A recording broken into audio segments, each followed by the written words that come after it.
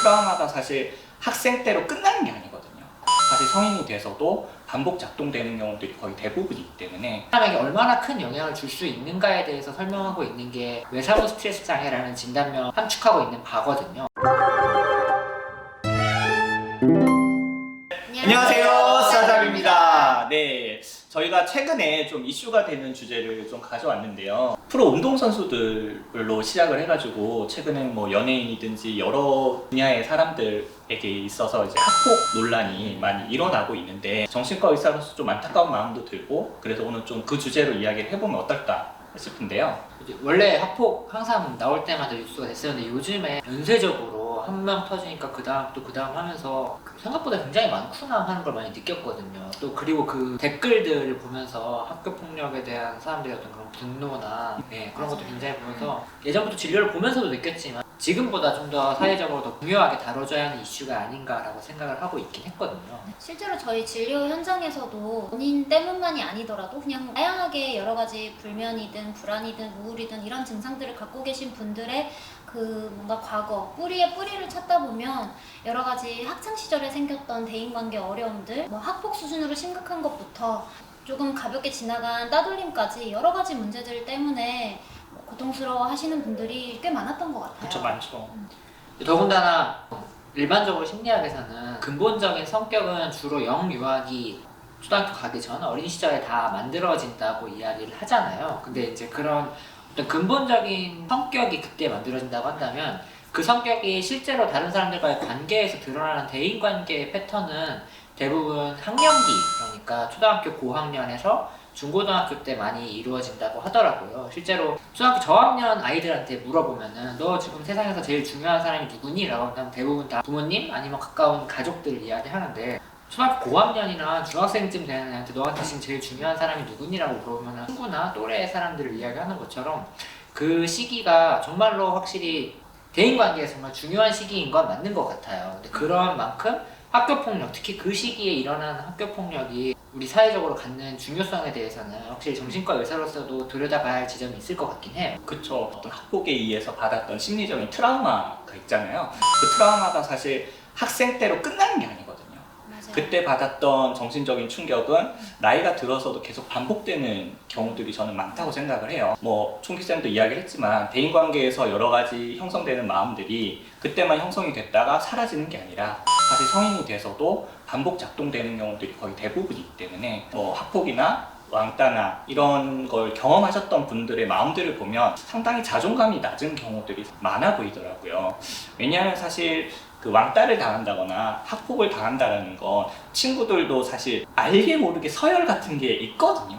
여러 가지 방식으로 조금 더 높은 서열을 차지를 하려고 하는 게 그러다 보면 청소년기 애들은 알게 모르게 그런 알력들이 많은데 왕따나 이런 걸 당한 친구들은 얼마나 그쪽 서열에서 낮다 되게 나는 그런 사회적 지위에서 낮은 지위를 점하고 있다라는 경험을 반복 경험하는 거잖아요. 나이가 들어서도 얼마나 커다란 심리적인 그 임프린트, 각인을 남길지에 대해서는 좀 생각을 해보는 게 좋을 것 같다는 생각이 들어요. 더 이상 단순한 친구 사이의 가벼운 다툼으로 치부할 문제는 아닌 것 같아요. 또 학교 폭력의 질도 사실은 범죄 수준으로 이제 심각한 경우들도 있고요. 또 뭐 제가 들었던 거는 저희 시절엔 초등학생 때는 사실 이게 막 스마트폰이 없었잖아요, 그 당시에는. 그쵸. 그래서 이제 학교에서 만약에 따돌림을 당해도 집에 돌아오면 그 친구들과 이제 거리적으로 분리되는 게 있었는데 요새는 이제 스마트폰으로 카카오톡으로 계속 연락을 해서 이제 괴롭힌다든지 아니면 SNS로 뭐 그 친구가 만약에 SNS를 하면 거기에 이제 뭐 댓글 테러를 한다든지 이런 식으로 끊이지 않는 괴롭힘들이 이어진다고 해요. 그래서 실제로 저희 교과서를 보더라도 학창시절에 학교폭력을 경험한 사람들의 경우에는 성인이 되었을 때 우울장애나 불안장애, 외사후 스트레스 장애 같은 정신과적인 질환을 앓게 될 확률이 훨씬 더 높다고 하더라고요. 그리고 실제로 저희가 임상 현장에서 만나보는 환자분들 중에서도 어린 시절에 학교폭력을 경험했다고 이야기하시는 분들을 상당히 많이 만나거든요. 선생님도 그렇지 않으세요? 네, 맞아요. 그런데 그러니까 이렇게 성인이 돼서 정신과적인 질환을 앓게 됐다는 건 그만큼 성인이 된 다음에 사회적인 기능이나 본인의 주관적인 생활이 많이 힘들어졌다는 것인데 그렇게까지 큰 영향을 미치는 것임에도 불구하고 아직까지도 뭐 학교폭력을 경험하고 있다라든지 따돌림을 당하고 있다라고 하면은 그거에 대해서 사회적인 반응이 학창 시절 다 지나간 거기 때문에 어차피 당연히 흘러갈 거라고 생각하고 보통 사회적인 관계에서 겪는 괴로움과 조금 결이 다른 걸로 평가하는 경우가 있는 것 같아요. 저는 그럴 게 아니라 성인들보다 훨씬 더 심각하게 받아들여야 하는 상황이라는 거를 조금 더 우리 어른들이, 우리 사회가 조금 더 많이 이해해줬으면 좋겠다는 생각이 들어요. 말씀드리니까 어른들의 책임을 핀 것 같아요. 사실 어른들이 청소년기는 혼자 해결할 수 있는 힘이 아무래도 적잖아요. 그럼 어른들이 개입해줘서 해결해줘야 될 문제들이 많은데 그렇게 가볍게 생각해버리면 자기들이 해결 안 해줘도 되니까 좀 책임 회피하고자 하는 부분이 아닐까. 어른들이 좀 더 무겁게 여겨야 되지 않을까. 이런 선생님들이 있어요. 그러면 반을 다 모아놓고 누가 얘 괴롭혔어.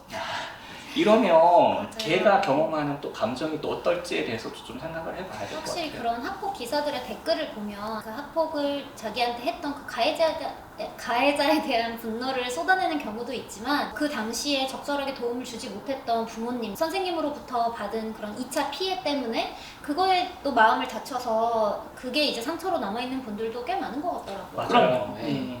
그 사실 저는 총기쌤 이야기하면서 또 어른들이 잘못하는 것 중에 하나가 저는 이거라고 생각하거든요. 이런 어른들이 있더라고. 우리 애들은 착해서 그런 일 없어. 사실 정도의 차이만 있지 청소년기 아이들은 아까도 얘기했듯이 인간 본성에 의해서 서열을 나누고자 하는 마음이 강하기 때문에 방법의 차이는 있을지 몰라도 어느 정도 이런 알력 싸움은 어디나 존재를 하거든요. 근데 여기에 관심을 가지지 않고 착하다라는 걸로 포장을 해버리면 이런 일들이 반복될 수밖에 없다. 이거와 관련해서 얼마 전에 펜트하우스 보면은 그 신은경 딸이 왕따당하고 있는데 엄마가 전혀 모르고 있고 관심을 못 가지고 있잖아요. 사실 이런 거에 대한 이해, 인간 본성에 대한 이해를 조금만 해본다면 우리 아이가 반 친구들 사이에서 어느 위치를 점하고 있고 어떤 마음을 가지고 있는지 좀 관심을 가질 텐데 오로지 성적 여기에만 관심을 가지다 보니까 정작 더 관심을 가져야 되는 대인관계에 대한 관심을 어른들이 좀 못 가지지 않나 라는 생각도 좀 들어요. 맞아요. 그 어른들의 무관심이라는 게 학교폭력을 정말 명료하게 이야기했을 때 제대로 거절당하는 것만 이야기하는 게 아니에요. 너 왜 이야기 안 했니? 라고 이야기를 하는데 엄마는 정말로 이 친구가 이야기 안 했다고 생각하지만 아이 입장에서는 엄마 나 학교폭력 당해요 라고는 이야기하지 않아도 다른 방식으로 본인이 힘들다, 본인이 괴로움을 어떻게든 표현했지만 인정받지 못하고 거절받는 경험을 했기 때문에 그렇게까지 이야기하지 못한 거거든요. 근데 그거를 조금 더 중요하게 들여다볼 필요가 있을 것 같아요. 오은영 선생님도 그러셨잖아요. 모든 반 친구들과 친하게 지내야 된다라는 말 자체는 잘못된 말이라고요. 어떻게 30명 정도 되는 한 학급의 친구들과 모두 친할 수도 없고 그 모든 친구들이 다 나를 좋아할 수도 없어요. 그래서 학교폭력을 경험했던 사람들이 나중에 성인이 되었을 때 외상후 스트레스 장애를 경험하는 경우들도 꽤 있는 것 같아요. 정신적인 트라우마가 사람에게 얼마나 큰 영향을 줄 수 있는가에 대해서 설명하고 있는 게 외상후 스트레스 장애라는 진단명에 함축하고 있는 바거든요. 학교폭력을 실제로 그리고 경험하고 있는 사람들이 실제로 외상후 스트레스 장애를 정말 경험하게 될 수 있을지, 그렇다고 한다면 외상후 스트레스 장애는 어떤 장애인지에 대해서도 조금 더 저희가 이야기해 볼 수 있는 시간이 있었으면 좋겠어요. 저희 영상 보시고 도움되셨다면 구독, 좋아요. 알람 설정까지 부탁드릴게요.